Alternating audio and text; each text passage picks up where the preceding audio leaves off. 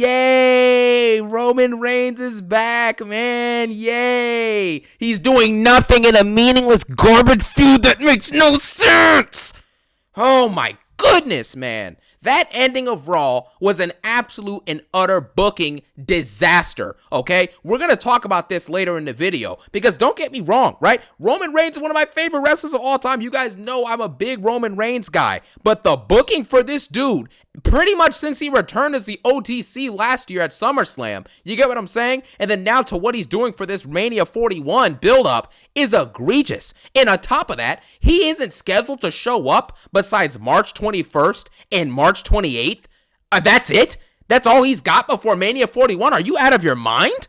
You know what I'm saying? This is absolutely ridiculous. None of the stuff that took place with Rollins, Punk, and Roman makes any sense, and Paul Heyman too. And we're going to talk about the other absolute botches and just disasterful booking and segments we had tonight. Now, quickly before we get into this, I just want to shout out my boy Crimson Wrestling Game on Instagram, okay? Go and check out the Instagram, leave him a follow and support, you know what I'm saying, the comics and the universe he's trying to build over there, you know what I'm saying, with his artwork with wrestling. Just wanted to shout him out again, give him a follow, and that's that. Let's get into this review for what happened tonight, okay? First off, they were in Madison Square Garden tonight, all right, which is obviously the best arena in America, you get what I'm saying, at least in my opinion, you know. I went to Madison Square Garden multiple times for different Knicks games over the years. The energy is palpable, the crowd is phenomenal, and things of that nature. However, this crowd tonight for Madison Square Garden, for it to quote-unquote be a sellout, which they gave like 5 different numbers on the attendance tonight for the show, but anyways, absolute lies, of course, you get me? But they basically had a dead crowd tonight as far as I'm concerned in Madison Square Garden. I went to a meaningless Knicks and Pelicans game last year in the regular season, and the crowd was absolutely losing it, and the game was a 20-point blowout by the Knicks. You get what I'm saying? And the Knicks were up 20, and the crowd's going insane. So why tonight are you having all these stars come out and these wrestlers? When Jey Uso came out, half the crowd wasn't even yeeting. You know what I'm saying? They pan out to show the crowd. Half the crowd's just standing there, right? And then throughout the other matches, they were just dead silent in many spots throughout this night. So I just wanted to point that out. Clearly, they didn't have a great show if the crowd in Madison Square Garden wasn't cooking. So there you have it. Number one, we start off with Jey Uso. Jey Uso comes out, and at this point, his gimmick is getting tired. You know what I'm saying? It's getting really tired at this point. This whole yeeting thing, you know what I'm saying? The 90 overall in 2K they showed, whatever. I'm like, the fact that Jey Uso is a 90 overall in 2K, but has won no meaningful singles matches in his career outside of one versus Braun Breaker is insane to me. You know what I'm saying? It's really just insane. And the fact that Jey Uso goes out there and wrestles Austin Theory and Grayson Waller, right, is embarrassing. Grayson Waller is a jobber. Austin Theory is a jobber. Both of them will likely be released next year unless something magnificent changes, you know what I'm saying, or something really big changes with both of their booking. You get what I mean? And the fact that he's feuding with these two is just sad. You know, you have Gunther, who's the world champ, who's going to fight this guy at Mania, and he's feuding with Otis and Tozawa, 2 jobbers from Alpha Academy, and then Jay's feuding with 2 jobbers in A-Town Down Under. It's like, what is this booking? What is this build? You know, this is why the World Heavyweight Championship, this current iteration of it from 2023 to now, has been garbage, right? The belt means nothing. Has it ever main evented a PLE besides like Payback or like Fastlane or some garbage D-tier PLE no one cares about, right? There's literally nothing. You know, this belt is meaningless, which is why you could have given it to Punk or to Rollins or to Roman Reigns, and then that way this eventual triple threat that's going to happen between the three could be for a championship belt and for other things. You know what I'm saying? At Mania Night 1, a worthy main event for World Championship Gold with 3 great talents. But instead, the belt's being utilized on some bum like Gunther who doesn't do anything to elevate it.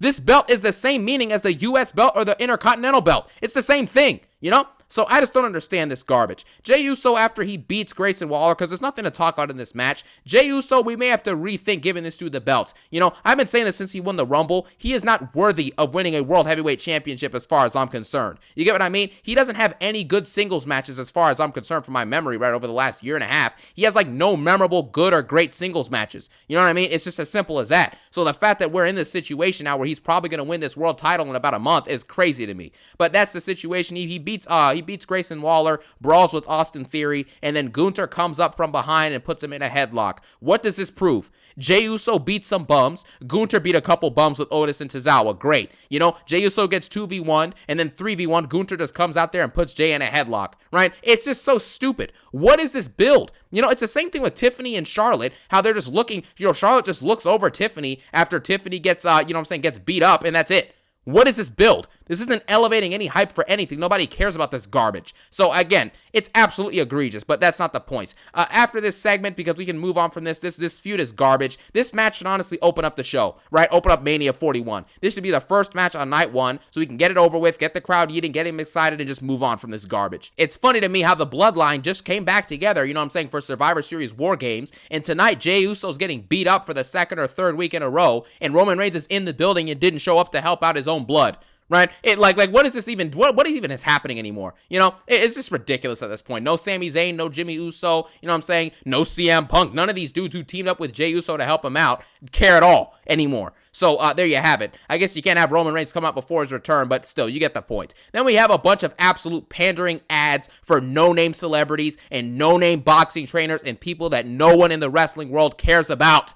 Right? I don't care about these no-names. You know what I'm saying? Rich the Kid. That dude hasn't been relevant since I was in 7th grade. You know what I'm saying? That was like 5 or 6 years ago. You get what I'm saying? 6, 7 years ago at this point. Right? Nobody cares anymore. Right? It's just ridiculous to me, man. The amount of ads, there's at least 10 to 15 minutes in between every match and every segment.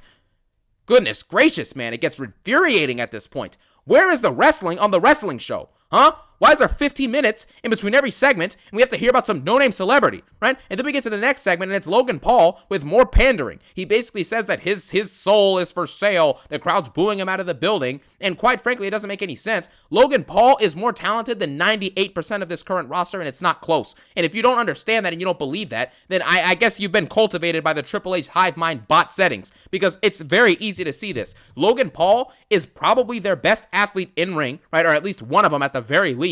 Right? He's very good in the ring. He's solid on the mic. He's cut multiple great promos over the last couple years. You know what I'm saying? He had great promos with LA Knight. He had a great promo at the Raw Netflix kickoff show they did before the actual January 6th episode, etc. Logan Paul's great at his job and gets booed regardless. You know, but that's not the point. Then after this, it's another big ad. He brings in some podcaster from the crowd. I watched one of this dude's episodes before when he had Cody Rhodes on, but I forget his name. But anyways, he basically goes out and grabs that dude from the crowd, throws him in the ring, is about to beat him up, and then AJ Styles comes out, defends the guy, hits Logan Paul with the phenomenal forearm, and that's it. Where did this AJ Styles and Logan Paul feud come from? From a random video segment that WWE posted on their Twitter that no one cares about? Right? That's what it's from? Are you kidding me? Right? This is just ridiculous at this point. I don't care about Twitter segments and video clips and ads about no-names that nobody's seen their movies, nobody's listened to their music, and it has no place in a wrestling show. But again, everything is commercialized now, and WWE does not get enough viewers anymore to sustain it, right? So they have to do 15 ads, 15 sponsors, and 15 breaks in between every single match or segment. So there you have it. Then we have Judgment Day backstage. They basically announced that Finn Balor's fighting Braun Breaker for the IC belt next week. Great. This is Braun Breaker's first match in 3 or 4 weeks. You know, who cares? You know what I'm saying? And next week's Raw is in Belgium, so it's live at 3 p.m. Eastern, 12 p.m. Pacific, right? So there you have that. But anyways, then we get out of this, you know what I'm saying? I don't really care about Finn Balor and none of this stuff. Finn Balor's going to lose this match likely, and you know, it is what it is. Then we get New Day versus Rey Mysterio and Dragon Lee. This is probably the best part of the night as far as I'm concerned. I thought the match was entertaining. I thought the crowd came somewhat alive for this match as well. I thought there was engaging spots. Rey Mysterio still being able to do all these moves at 50 years old or around 50 years old is crazy. And same thing for Kofi Kingston, you know what I'm saying? Dragon Lee's good in the ring, right? And they just were able to do some good stuff here. You know, the false finishes, the aerial moves from Dragon Lee and Rey I thought were good, you know what I'm saying? And then obviously at the later parts of this match, we get Chad Gable returning in a luchador mask, which was pretty funny. And he comes out there and basically hits a German suplex on Dragon Lee, and then after or I think it was on Rey Mysterio actually, I think it was, and he hits that German suplex and then gets escorted out by the security and runs away, you know, and then he has an interview segment backstage with Kathy Kelly later, and he's basically talking, he's like, well, you know, Kathy, that wasn't me, and then they reveal that it was some other dude in some jacket, but it was Chad Gable in the moment, but maybe afterwards they got someone else to sit in the jacket and play the role, so there you have it, you know what I mean? New Day ends up winning the match when they get back out there, they hit their finisher, and that's pretty much it. The New Day, again, is doing meaningless garbage. Ever since this amazing heel turn they had with Big E, they've accomplished and done absolutely nothing. So I don't know what the direction is for them. Not exactly sure what's happening here, but there you go. Then we get Cody Rhodes. Dr. Libations is here again to absolutely waste our time. Now, obviously on SmackDown, he was talking about some, you want some? Come get some. I'm your successor, John Cena, which obviously he's not. I explained that in a recent video, of course. But the fact is that Cody Rhodes wastes our time again. He recaps the same stuff. Travis Scott, The Rock, the final boss, John Cena said he can't be here tonight, but I respect you, John. You're a legend. You're a part-timer, but your part-time is better than us full-timers. I'm like, dude, what are you doing? This is someone who just beat the crap out of you in front of your family and in front of the world, and you're out here calling him a legend and saying he's better at part-time than a lot of people are full-time. Yeah, he's better than you at part-time while you're full-time, and you're right. But I don't understand why you're coming out here to glaze John Cena. But again, that's all Cody Rhodes does. It's all about respecting you. I love you. Why don't you come over to my libation bus so we can drink some Wheatley? Wheatley, so good I drink it neatly.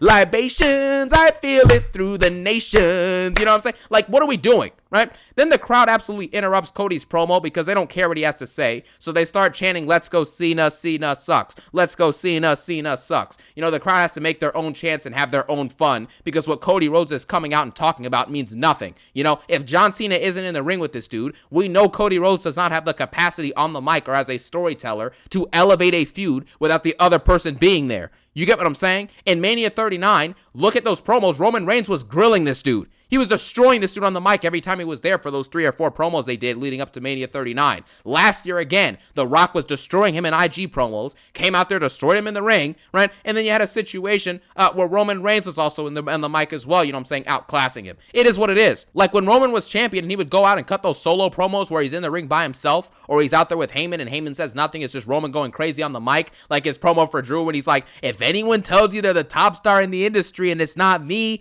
they're lying. If anyone tells you that they can carry this company on their back like the tribal chief, they're lying. You know, Roman Reigns used to be in his bag in that title reign, man. Oh, I got them goosebumps, baby, The Rock. But anyways, we're going to talk about Roman Reigns and his fall off in a second. You know what I'm saying? But yeah, Cody Rhodes basically doesn't have the capacity to carry this feud. And John Cena and him are going to have a face-to-face next week. Cody basically says, you know, that he's the captain now. You know what I'm saying? And that's that.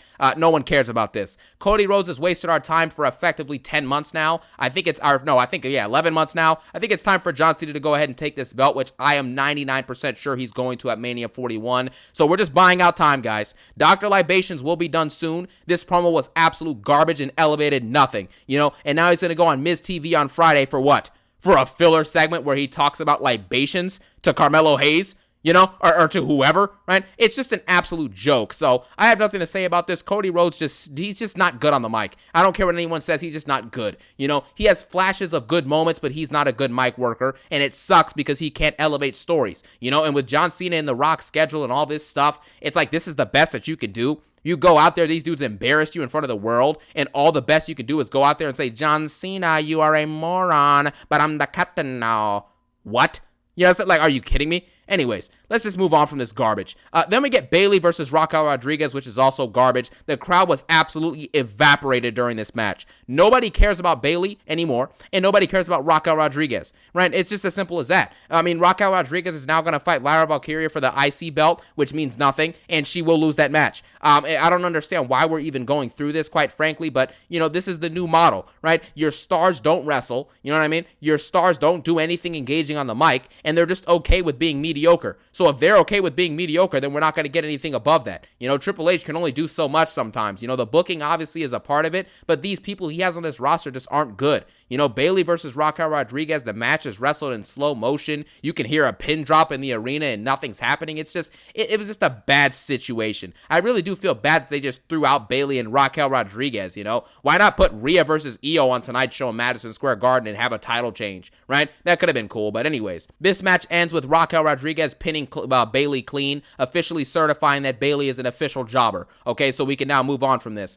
Then we get Io Sky's interview segment, which I thought this was absolute garbage and very predictable. The minute Io Sky walked out there and Michael Cole was doing his quote-unquote interview segment, we know what's going to happen is Michael Cole will talk to her, he'll bring out another person, and then we'll get a surprise person showing up, and then Michael Cole will mysteriously leave, and the interview will just randomly stop. You know, it's supposed to be an interview segment, but one person enters the ring and Michael Cole just leaves. you know? So Io Sky's out there. She's like, I'm happy to be in Madison Square Garden. You know what I'm saying? I'm happy to be the champ. The crowd's saying, Io, Io, Io. You know what I'm saying? Once that's done, Michael Cole brings out Bianca Belair. Bianca Belair basically comes out there and, you know, her and Rhea Ripley's job in this promo is basically to just lil bro Io Sky. And I think that's absolutely embarrassing, you know? Io Sky has been the ultimate workhorse. She's grinded for an opportunity to win the belt, and you give her the belt with 6 weeks until Mania, so we know it's a transitional title reign, right? So that Rhea Ripley doesn't have to take the pin to lose the match, or Bianca doesn't have to take the pin to lose the match, you know? You use her basically as bait and use her as a third fiddle in a match that's going to center around the championship that she has, right? And that she has earned, but it should have happened at a time where it wasn't going to be a transitional reign, you know? I don't like the way they're doing Io Sky. I think it's honestly kind of disrespectful, actually, the way I see it. Obviously, Bianca's going to win this match at Mania so they can set up her versus Jade for the world title. It's the only semi-engaging situation in the women's division is Jade, Bianca, and Naomi. You get what I mean? Rhea Ripley has not had an engaging story probably since Becky Lynch at Mania 40, and before that, who knows what it was. You know what I'm saying? Like let's be honest with ourselves. So, you know, that's the situation there. But Rhea Ripley basically comes out. She's fired up on the mic. She's like, Bianca, why did you even have to be out there at ringside? Bianca, why did you even...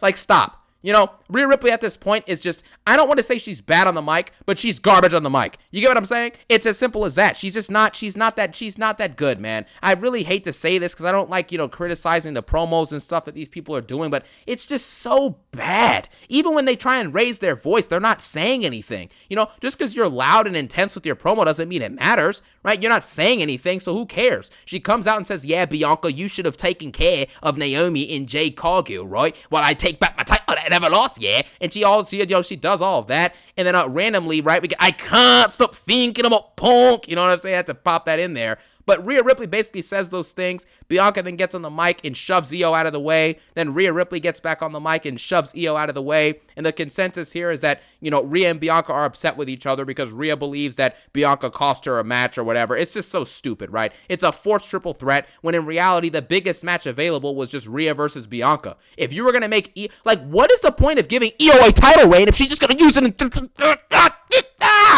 you know? Like, what are we doing? If Io's going to lose the belt in 6 weeks, why would you just give her the world championship belt? Why would you do that? You know dang well that she ain't walking out of Mania with that belt.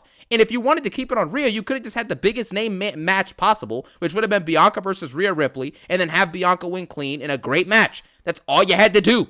But instead, we have to force a triple threat because they're the 3 top women in the division, so you have to just force them in for no reason. And Rhea Ripley isn't even in this conversation, right? Bianca and Io are the ones who have been grinding and working and striving for greatness and, you know, wrestling good matches consistently. They had their match on Raw last year was arguably the best women's match of the year, you know? They're the real workhorses of the women's division who have been keeping things afloat and doing the most engaging things, as we're seeing now with Bianca's story with Naomi and Jade being the most engaging thing in the women's division by far, while Rhea's sitting back and wrestling 3 Raw matches in the last 400 days. You get what I mean? So I don't even know why Rhea's even in this conversation. I don't care that she's a star and she has a lot of fans. That's cute. But at the end of the day, what is she actually doing in terms of in-ring work, on the mic work, storytelling work? Like, what has she done? Nothing. So I don't know why we're doing this triple threat. I think it's forced, and I think it's absolutely ridiculous. But as long as Bianca wins and we get her versus Jade at some point this year for the world title, I think that will be cool. Then we get to the main event. We're already at the main event, you know what I'm saying? Because nothing happened all night, so I mean, it's easy to get there quick when one half of the show is filled up with ads for no-name celebrities, and Snickers, of course. And anyways, we get to the main event.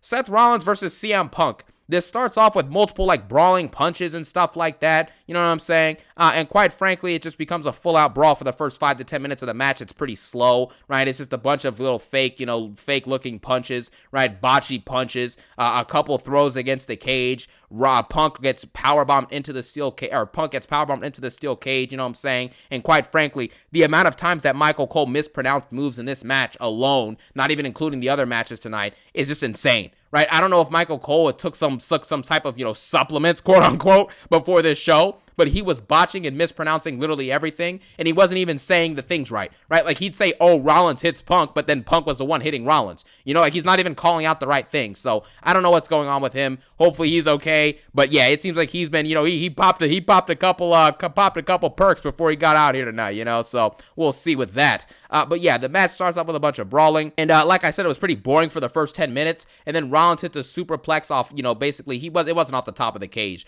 Rollins was on the top of the turnbuckle and Punk got pulled down from the top of the cage and got superplexed. And then we had a couple really cool false finishes. You know what I'm saying? A super stomp from Rollins, a GTS from Punk, couple of them, and Rollins was able to get out of both of them. You had good in-ring banter between the two. This is a solid steel cage match as far as I'm concerned. You know, I don't think it was great or anything like that, but it was a solid match for what it was. You know, there was good, like I said, good false finishes. Rollins randomly got buffed. It makes no sense. You know, on Raw on Netflix, this dude literally took 2 GTSs and was knocked out cold and got pinned clean in the middle of the ring. But and in that match, he hit like 3 or 4 stomps. He hit a GTS and he pedigreed Punk in the ring and on the announce table and hit a superplex and still got knocked out after 2 GTSs. And then at Elimination Chamber, he gets attitude adjusted in GTS and gets pinned clean in the middle of the ring by Punk. But somehow, some way now, he gets 5 finishers done to him and Rollins is kicking out of all of them. And then Punk continues to kick out of everything as well, even a super stomp. So I don't know if they're ever going to let Rollins pin Punk clean. Probably not. You know what I'm saying? But it is what it is.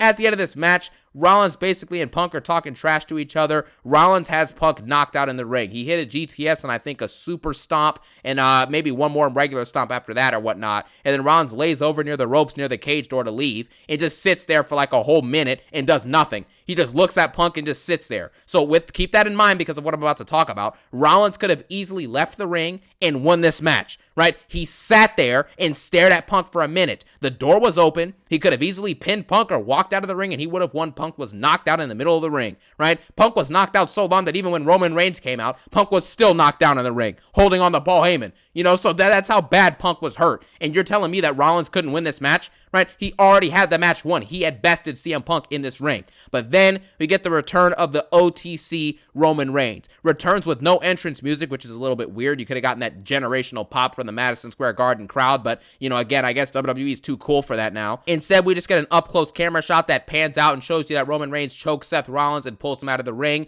Obviously, by proxy, this means that Rollins won the steel cage match because he was, you know, he escaped the cage, even though he got really pulled out of the cage. So again, they won't let Rollins pin Punk clean because Punk has to be booked as Superman, which is why in this triple threat, CM Punk is going to win this match. I don't know why we're doing this match, but again, let's get into that in a second. There's a bunch of questions with this. Roman Reigns, number one, let's just break down what he did. He pulls Rollins out of the ring. Superman punches him, you know what I'm saying, does a big ooh-wah in front of the crowd, spears Seth Rollins, and then after he spears Seth Rollins, he sets him up and stomps him, you know what I'm saying, on the outside, and then he's about to stomp him again, you know what I'm saying, on the steel steps. Crowd is rocking, everyone's excited, they're chanting OTC. OTC, you know what I'm saying? And Roman Reigns does it. They do a close-up on him, and he's like, you know what? I'm knocking you out for good, boy. And he puts Rollins' head on the steps, and he's about to do a super stomp on the steps, it looks like, right? And then the security comes out and basically stops Roman. Roman then looks in the ring to see Punk and Paul Heyman, like, you know what I'm saying, holding on to each other. Again, this is the first issue. Why is Paul Heyman even here?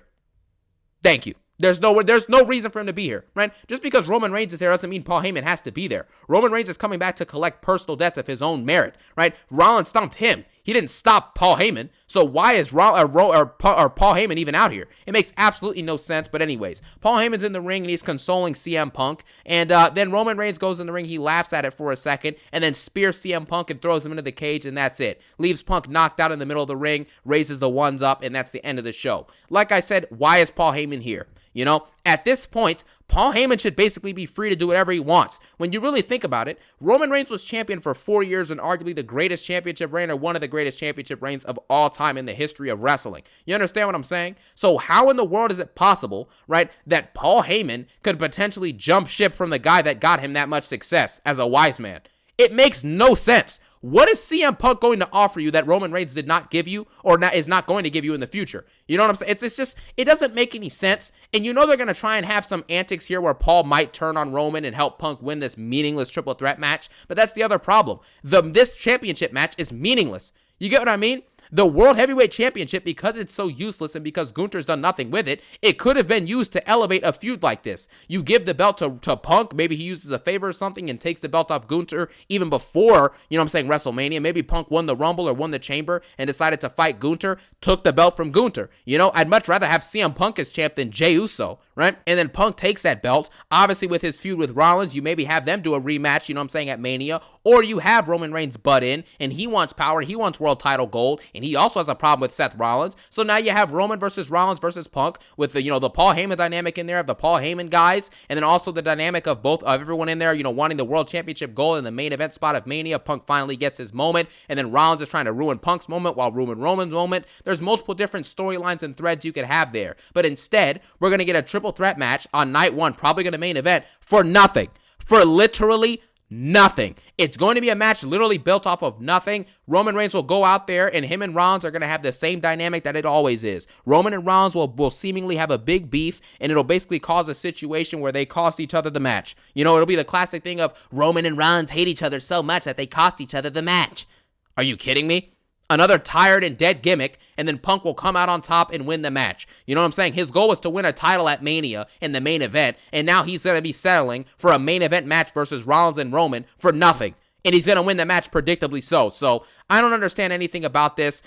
Roman Reigns spearing CM Punk also makes no sense. They were just shaking hands at the end of War Games, and now all of a sudden Roman Reigns is spearing this dude for literally no reason, right? It just doesn't make any sense. Triple H never thinks ahead with these things. Why would you keep the belt on Gunther and have it hold it hostage when you could have just given it to Roman months ago? You could have given it to Punk months ago. You could have given it to Rollins months ago. It just doesn't work, right? Roman Reigns comes back at SummerSlam, and you have him do a 5-month arc to take the Ula Fala back for an undercard jobber like Solo Sikoa. Are you kidding me?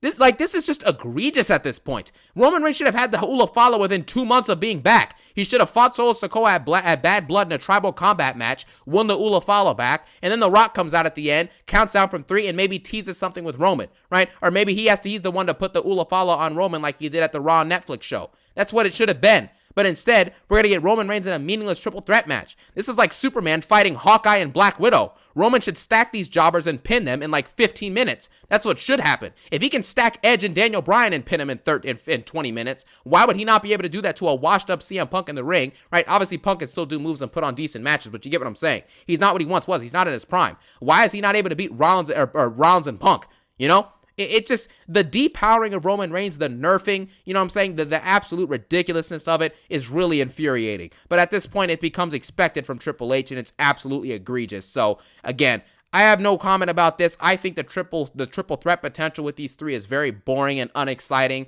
They're all great talents, so I'm sure they'll be able to make something out of this. But again, I'm not excited for any of this. I think it already has too many plot holes for it to make sense. And quite frankly, I am not interested in anything Rollins, Roman, or Punk is doing this Mania season. Yeah, I'm saying it because I believe it, and it's facts. And at least to me it is. So there you have it. This episode of Raw gets a 4 out of 10. It was quite frankly below mid, and it was an utter disaster booking-wise, and it's as simple as that. So with that being said, that's your review for Raw, you know what I'm saying? Let me know what you thought about it in the comment sections below about the show and everything like that, and the triple threat potential and all that other stuff. And as always, I thank you guys so much for watching. Have a phenomenal day, and peace out. One love.